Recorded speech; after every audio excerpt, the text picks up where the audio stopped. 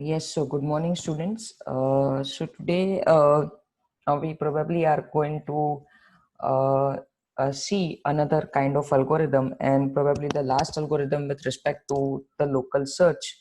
And that algorithm is actually quite different than what all algorithms we have seen now. May it be uninformed search, may it be informed search, also may it be local search. Okay, so if we talk about local search, then probably in local search we have basically till now seen two different kinds of algorithm. Okay, one was hill climbing search, and the next one was what we call it as simulated annealing search, right?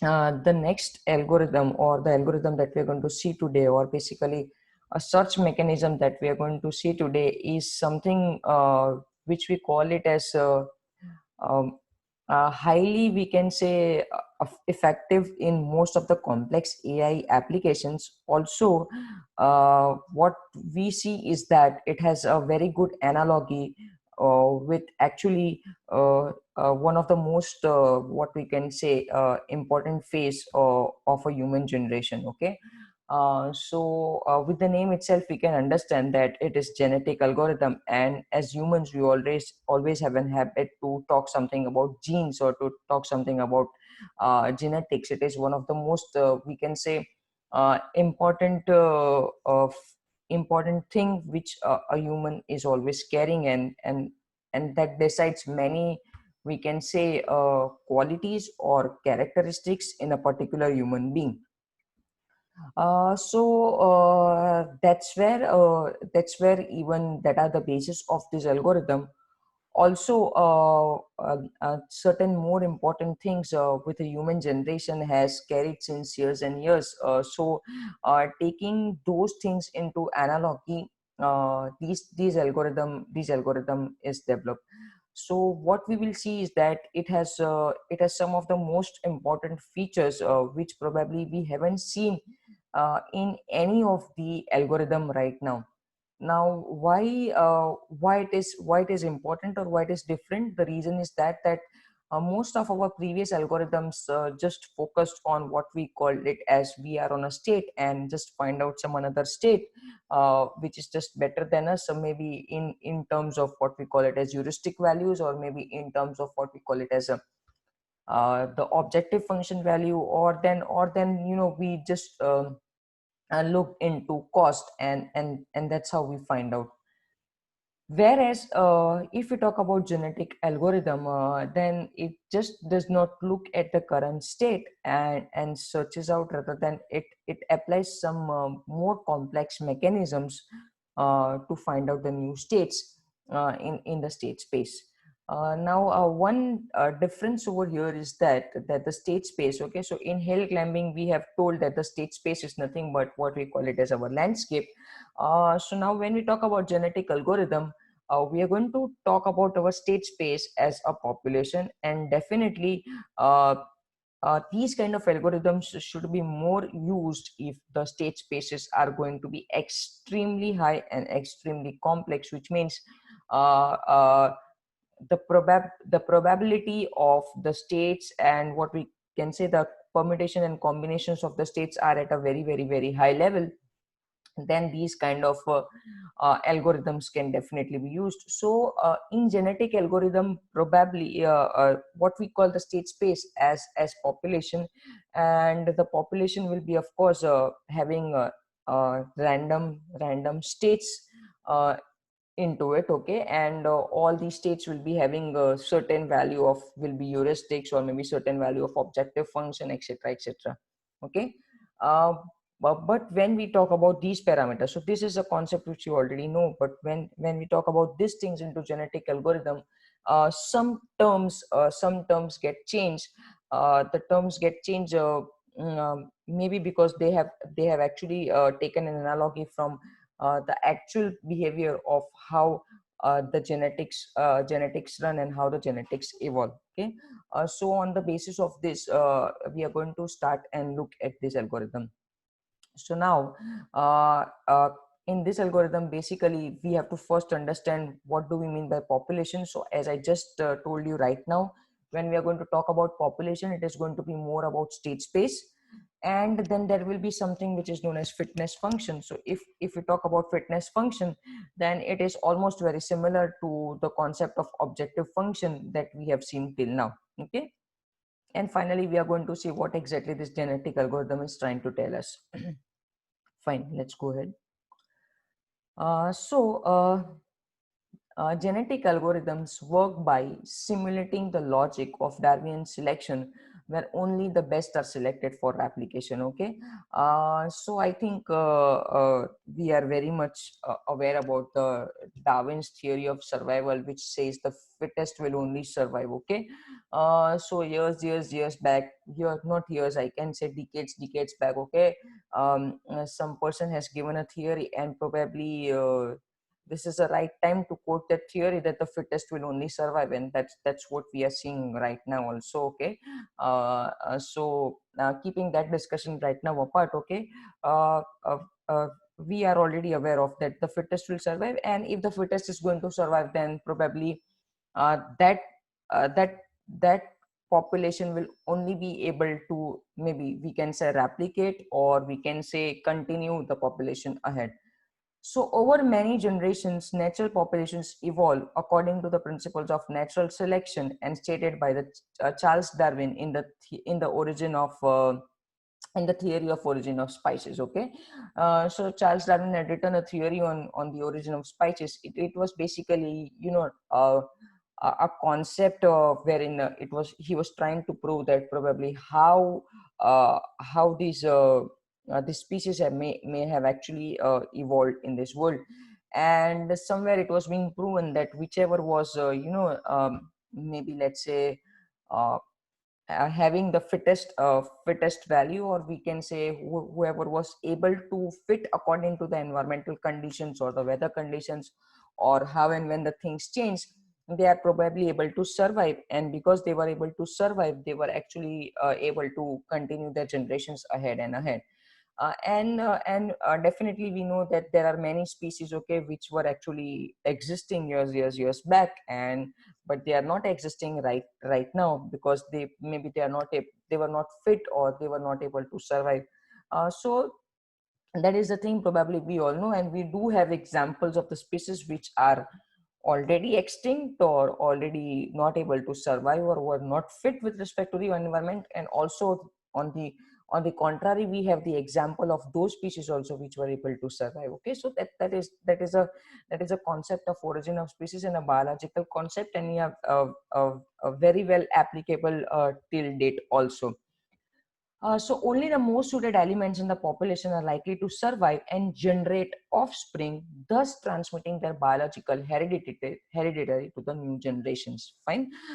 So definitely we know that if some of the population is going to survive, and then the most important task of that population is to actually we can say maintain that population, or maintain that fitness into the biological hierarchy, or in the biological hereditary.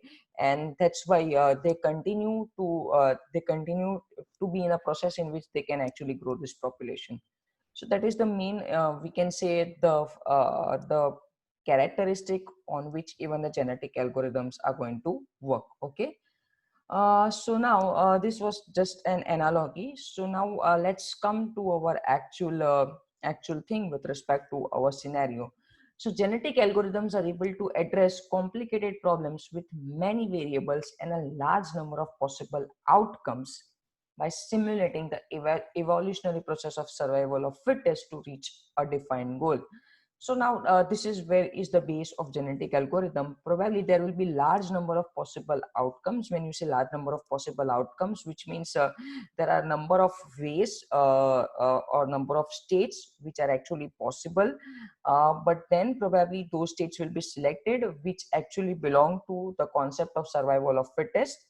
And there will be many variables which will be actually helping to how to select the state, and then to go about for it. They operate by generating many random answers to a problem, eliminating the worst and cross pollinating the better answers. Okay. So what they do is they are going to actually get many random answers, or we can say many random states to a particular scenario. But then what they're going to do is they're going to eliminate all the better, or all the worst states, and whichever best states are there, they may probably cross pollinate them. Now we know that now this cross pollination, or at times we call it as crossover, uh, is again a biological function. But if simply I want to give an analogy, then probably let's say if there are two species and we, let's say, cross pollinate them. So let's say if you talk about years back, there was a different kind of watermelon coming, and then probably maybe that was being cross pollinated with another kind of watermelon, maybe which is available in some another country, growing in some another shape and size and certain features. And then what we did is we cross pollinated the seeds of both of them, and then we came up with maybe a watermelon which is having, let's say, less number of seeds or something like that. So this is just a rough analogy, but here what we are trying to say is that if we have actually five better states which are available in the state space, and what if we take two states which are actually better, cross pollinate them, okay, understand the feature of the first state, understand the feature of the second state, and what if after cross pollinating them, or after crossover them, we come to another state which is probably much more better than those in two individual states. So what we did is actually we skipped so many things in our search process, basically, if we try to understand. So if we talk about some gaming applications, what if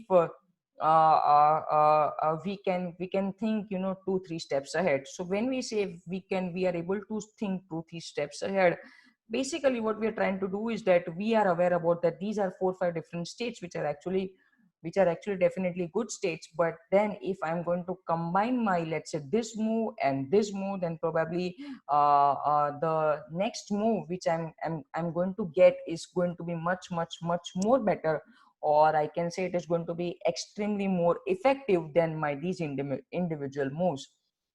So that's where is the concept of what we call it as cross pollinating, or that is where the concept of what we call it as crossover lies. Okay, so if we talk about genetic algorithm, the very important thing will be there that if something which is fit is actually going to survive. So if there is some state which is actually going to have a good value of objective function, or something else which we are going to just discuss, that if it is having good value of something, then probability is going to survive. And even after that, okay, the states which are having good value, they can cross pollinated, and some more better states than them can be produced. Repeating these elimination and regeneration process gradually improves the quality of answers to an optimal or a near optimal condition. Okay, so if we are going to actually perform this, then probably we are going to be in a process wherein we are going to be very near to our optimal solutions. Okay, fine. So let's go ahead and understand. So now, what are the basis of a genetic algorithm? So build and maintain a population of solutions to a problem. Okay, so basically what it is going to do is it is going to build as well as maintain a population of solutions to a problem, choose the better solutions for recombination with each other, use their offspring to replace the poor solutions. Okay, so one more important thing in if we talk about genetic algorithm is that if we can actually start using genetic algorithm, then it is also possible that certain things or certain solutions it can start learning by itself.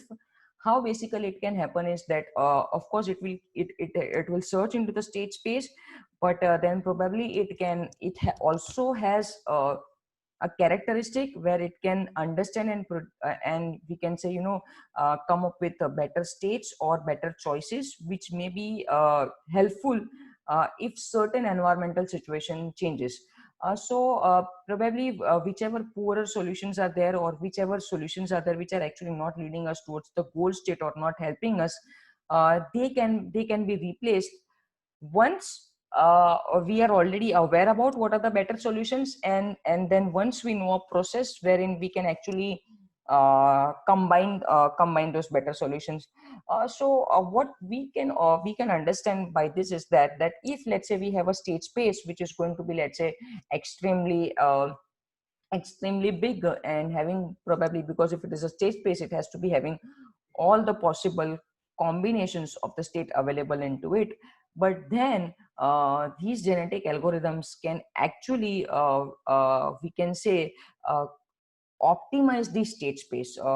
They can actually, after running n number of times, they can actually try to tell us that which parts are actually good. They can actually try to replace some states which were actually poor. So let's say let's say while solving maybe a chess application or a Rubik cube or something like that, let's say you have in the state space there were having 50,000 states, maybe because we have to keep each and every state into it. Okay, and then all of our algorithms except genetic algorithm, for them actually we need the state space because they have just a comparison with another available, and depending on this they are going to work.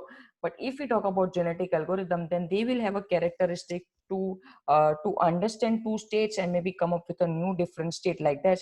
So every time what it can do is that if there are two different states which are having, let's say, less probability, or having a less probability to reach towards the goal state, or maybe like actually they are not used in solutions because they are actually poor states in the process of getting a solution, they can be replaced with the new states. Okay, so all sort of these things, all sort of these optimizations can be done if we can implement genetic algorithm. Okay, the population of individuals are maintained within the search space. Each individual represent a solution in the search space for a given problem. Okay, here basically we are trying to, so rather than we can say a state, we are trying to represent an individual, and every individual basically has to represent a solution in the search space for a given problem. Okay, but then probably we know that every individual will not be actually helping us to go towards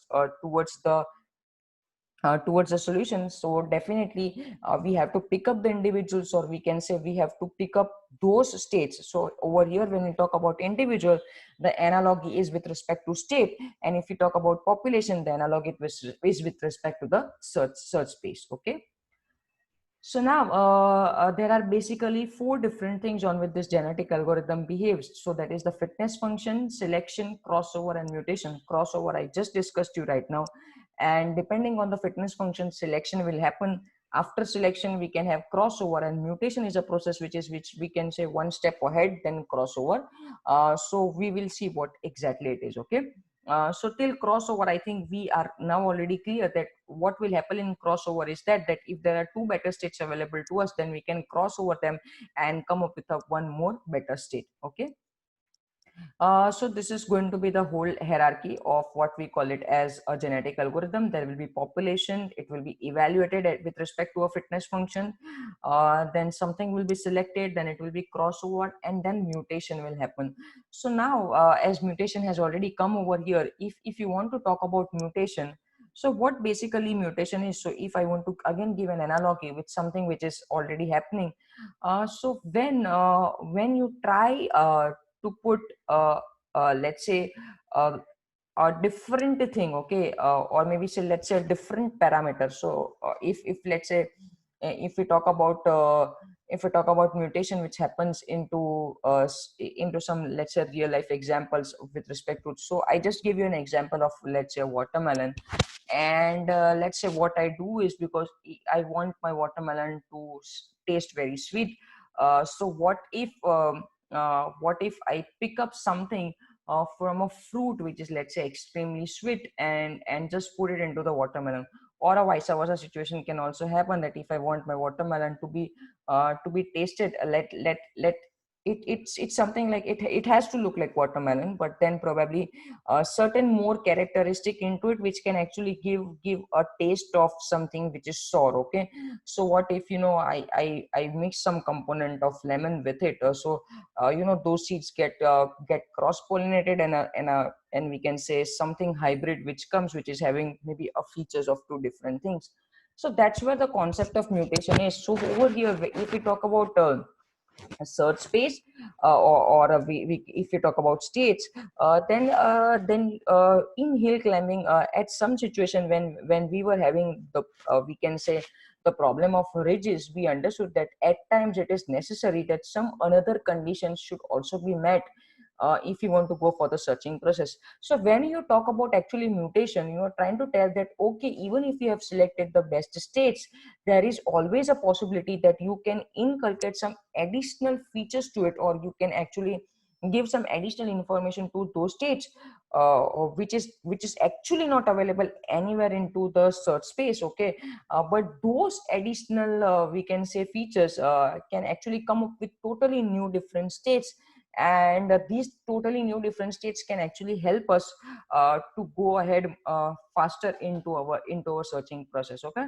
so when we talk about mutation, basically you are trying to talk about that you are adding some additional features which are totally different, which are not present into the stage which you have just selected right now, but there are some additional things, and when you merge those additional things with these states, they totally produce some new different states, or they actually give you an idea of new different states which will be there into the state spaces, and then you can directly go over there and search them. Or let's say even if they are not present into the state space, then these states can be kept into the state space, and what we will see after that, that these states which we have just created after the mutation can actually help us to reach our goals faster. Okay, so when you talk about crossover and mutation, it is not necessary that whatever states which are produced after crossover and mutation, they are a part of a state space. They could be actually created, and they could be kept into the state space. Okay, so and this is how basically when you talk about population, you are rather than talking about a whole search space, it is going to more focus on the states which actually help you to give solutions.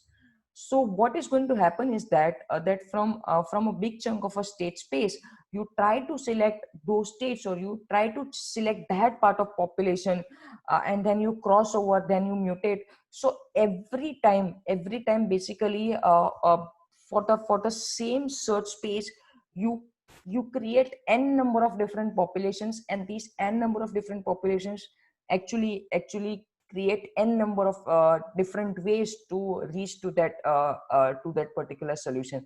And that's how these genetic algorithm can actually keep on creating new and new and new states. And at times, because of this, even if the environment is changing a bit, okay, then these genetic algorithms are sustainable enough to search into that environment, because they were not just we can say they were not just based on the state space which was just given to them. Rather than what they have done is that they have taken some of the most important states from that state space, and if they were actually very good states, they perform certain or we can say crossover onto that states. After crossing over, they come up with more better states which may not be a part of the state space, but then they are a part of their population which they have just created right now. Also, they perform mutation on it, okay, which means they added certain more additional parameters to it. And that's why these new states which actually have generated from the search state space which we were already having are actually quite smarter. These states are quite smarter than the states which are already available into that. And maybe after some time, if the new states which are generated prove to be good in getting the solution, then these states can be replaced into the search space, and then these process can go on and on and on. So every time it will be these algorithms can have a possibility to produce more and more better states. Fine. So now its dependency, it's on a fitness function, which is also known as evaluation function, which is just going to evaluate how close a given solution is to the desired problem. It also determines how fit a function is. Okay, so that is the similar way we treat an objective function. In genetic algorithm, each solution is represented as a string of binary numbers known as chromosome. we have to test these solutions and come up with the best set of solutions to solve a given problem. Each solution therefore needs to be awarded a score to indicate how close it came to meeting overall specification of the desired solution. Okay, so what is going to happen is every time solutions are going to be created, which are actually known as chromosome, or which we can also call it at times at individuals, which are going to be just kept into the population. And every time we are going to award a score to it, okay, or maybe award us some number to it, which will just try to tell us that how better it was in solving the desired solution in an overall specification. When you talk about overall specification, so you consider all of the performance measures of that agent, and then you see that how it behaved.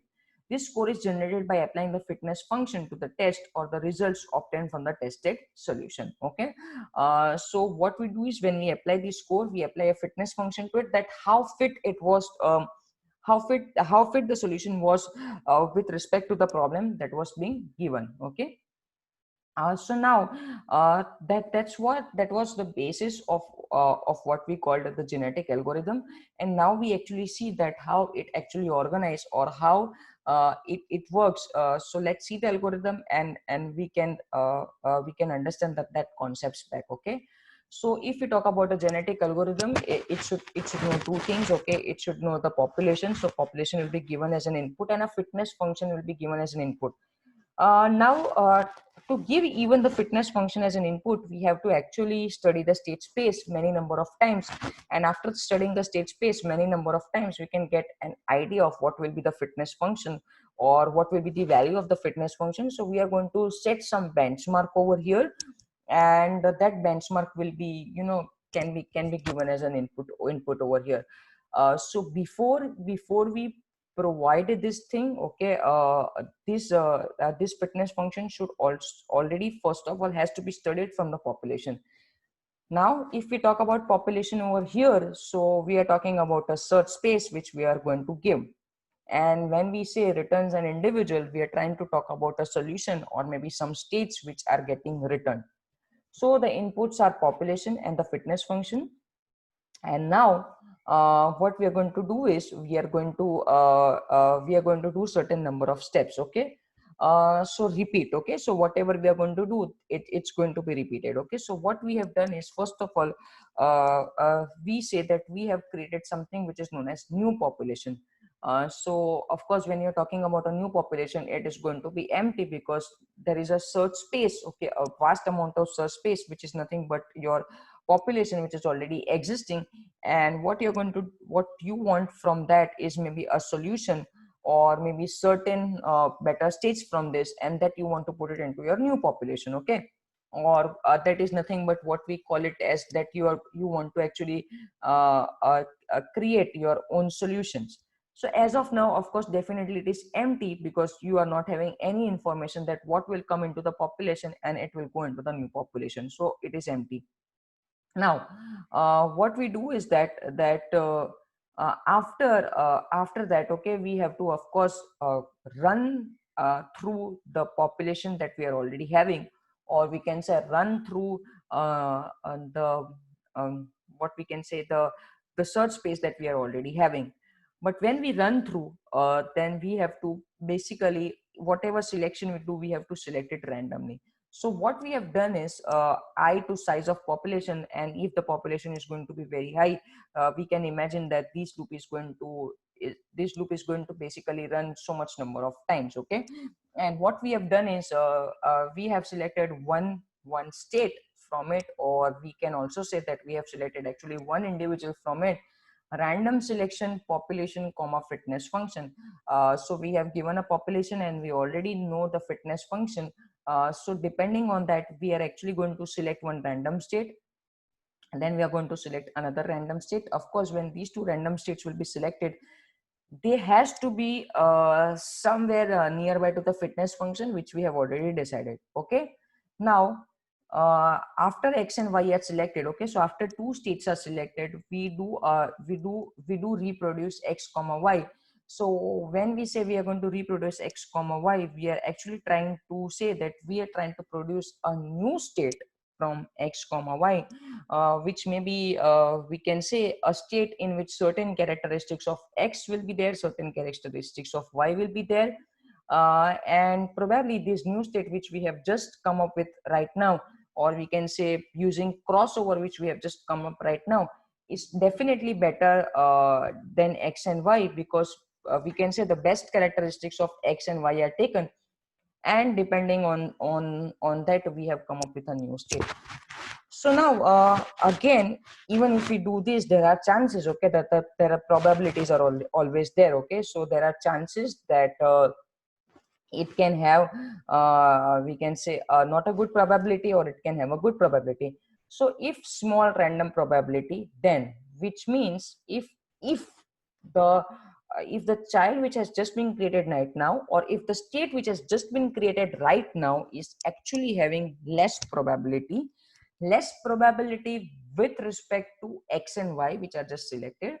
So here we are just trying to tell that if X and Y which we have selected are having a good value of fitness function, but then the child which we have created is actually having a less value of we can say the fitness function, in that case the child is actually maybe not sufficient enough, or the state is not sufficient enough. In that case we have to mutate the child, which means we have to add certain more we can say additional features to that child. So we are talking about that the state which have come up after considering the X state and after considering the Y state, this state is not sufficient enough. We need to put some more additional parameters to it.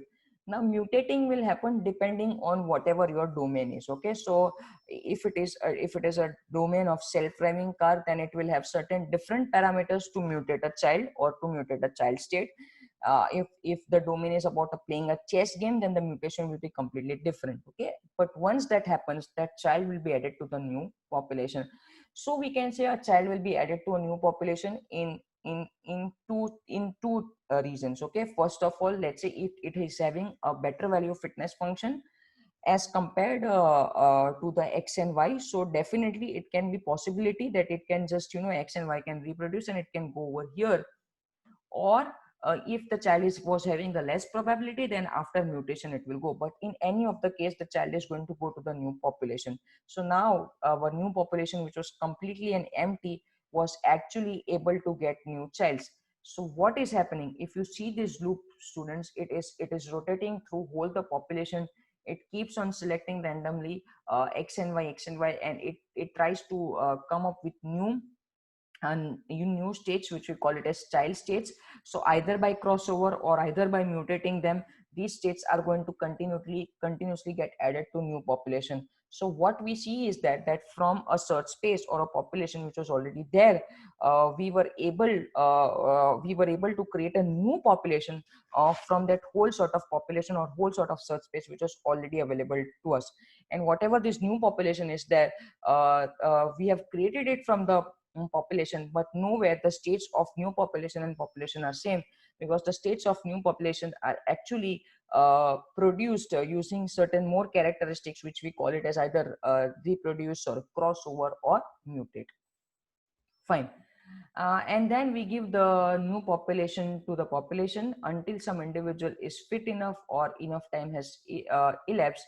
Return the best individual in the population according to the fitness function, okay. So if we want to actually continue this process again and again and again, then probably this new population which we have got right now, we can give it to population, and then this whole process can happen on the new population. So what at the end we will see is that so if we really just keep on continuing this process again and again and again, every time we can say the best individual in the population will be returned according to the fitness function, okay. So there are actually two different, we can say, applications of it. One is either to create new populations, or from those new populations to maybe get the best individuals also. So maybe from a big state of population creating a new population, and from that new population selecting the best individual, or we can say the best state which is going to be having the high fitness function. So it all depends upon how in an inner state we are executing it. It depends upon our requirement also. So first of all, what we can actually do is we can keep on actually creating new populations from the populations. So we can actually keep on creating new solutions, or some states of solutions, and then we can actually start applying our search onto that. So rather than now considering the big state space, we can actually start applying our search onto these new population state that we have created right now. And every time basically it will help us to select those states which can very quickly let us go towards the goal state, because they will be actually now having the highest value of fitness function, and they might have been selected as the best states from population, and then even the best states from the new population that we have created right now. Okay. So yes, students, this was about genetic algorithm, and if we go back, then we have started understanding it as a concept of, we can say, Darwin's theory, and also that how exactly these genetics concept runs into the human being also. And we have seen that there are four important things, what we call it as population, which is going to be the state space, the evaluation, selection, crossover, and mutation. And this process of evaluation, selection, crossover, and mutation is going to come up with a new population altogether. Okay. We saw that the whole idea runs behind the fitness function, okay, which is not going, which is something which is going to be which will tell us a score, or we can say a number, which just tells us that how near this state is towards the goal state, or how better is this state with respect to the whole problem, and to get the solution. So that is what the concept of what we call it as fitness function. And then we saw how this algorithm runs into the state space and start creating those states, or start creating the childs, or start creating the new population from that state space. And how these new population is actually going to have variety of different states, which are going to be acting much more better than the normal state space that we were having. Okay. So yes, students, okay, that was there about today. So we understood about what are the basics of population, fitness function, and also we understood about what is a genetic algorithm. Okay. So yeah, thank you all of you. Thank you.